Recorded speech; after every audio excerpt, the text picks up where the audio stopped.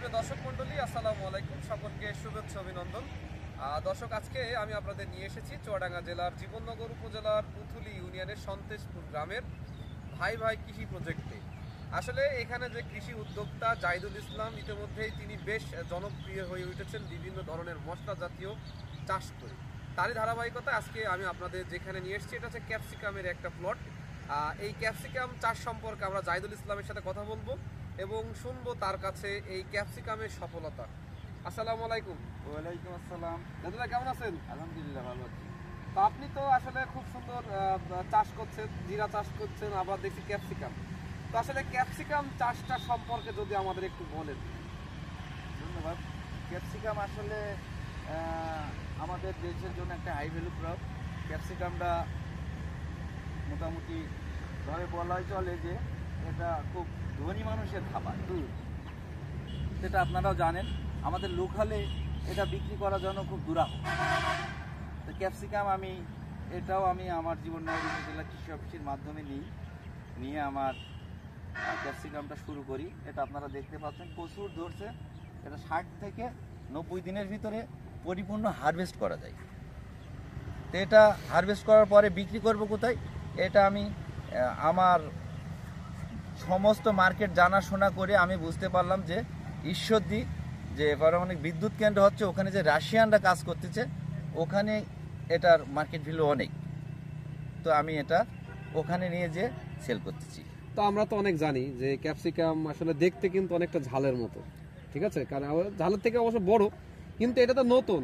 এর আগে আমরা দেখেছি যে বদিনাথপুর, এখানে একটা প্লট ছিল বদিনাথপুরের জায়গা, সেখানে চাষ হতো।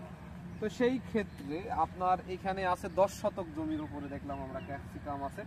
তো এইখানে আপনারা বেশ কাগজ দিয়েছেন, এটা হচ্ছে মালচিং পদ্ধতি। তো সেই হিসাবে আপনার কাছে এই 10 শতক জমিতে কেমন খরচ হয়েছে ক্যাপসিকামের চারা থেকে শুরু করে এই মালচিং বা এইগুলো তদারকি করার জন্য কত টাকা মতো খরচ হতে পারে ধারণা আপনার? 10 শতক জমিতে সর্বোচ্চ 10,000 টাকা খরচ।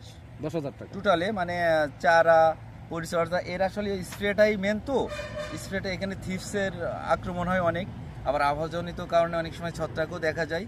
আর পাশাপাশি এটার বেশি খরচ আছে মালচিংটা বা চারাটা, এইগুলা দিয়ে সব মিলিয়ে আমার টোটাল খরচ 10,000 টাকা। 10,000। আপনি একটা চারা নিয়েছেন কত করে? 5 টাকা করে। 5 টাকা। কোথা থেকে চারাটা নিয়ে এসেছিলেন আপনারা? এই চারাটা আমার নিয়ে এসে দিয়েছিল হচ্ছে আমার জীবননগর উপজেলা কৃষি কর্মকর্তা কৃষিবিদ মোহাম্মদ আলমগীর হোসেন স্যার। উনি নিয়ে আসছিল হচ্ছে ম্যাগজিম থেকে, যশোর ম্যাগজিম এগ্রো থেকে। তো এইখানে আপনি তো কৃষি বিভাগ থেকে আপনাদের কেমন সুযোগ সুবিধা বা পরামর্শ কতটুকু পাচ্ছেন আপনারা? পরামর্শটা 100% পাচ্ছি। আসলে সুযোগ সুবিধা ওটা যেমন আপনারা দেখছেন, এটা হচ্ছে টেকসই প্রকল্প, যশোর অঞ্চল টেকসই কৃষি সম্প্রসারণ অধিদপ্তর থেকে এটা দেওয়া। ওদের এই 10 শতকের উপরে যতটা বাজেট বা বরাদ্দ আছে সেটা মোটামুটি ওরা দিচ্ছে। পাশাপাশি বাড়তি যেগুলো লাগে ওগুলো একজন কৃষি উদ্যোক্তা হিসাবে আমি নিজেই বিয়ার করছি। আপনার এখানে তো জিরা চাষ, ক্যাপসিকাম, আর কি জাতীয় মশলা আছে? আমার এখানে এখন সর্বমোট 10 রকমের মশলা আছে। আমার এখানে আছে আদা আছে, হলুদ আছে, জিরা আছে, রসুন আছে, মৌরি আছে, জোয়ান আছে, তারপরে আপনার হচ্ছে দারচিনি আছে, তেজপাতা আছে, সব মিলিয়ে 10 রকমের মশলা আমার এখানে আছে। 10 রকমের মশলা, তার মানে একটা মানুষ যেটা পরিবারে যেটা লাগায় সমস্ত কিছু আপনার কাছে পাচ্ছে, আমার কাছে পাচ্ছে। তাহলে তো একটা বিশাল এই ব্যাপার আমাদের এখানে। একটা বাঙালি ফ্যামিলিতে যে মশলাগুলো লাগে আমি মনে করি সবগুলোই আমার কাছে আছে। আচ্ছা যাক, আমি একটা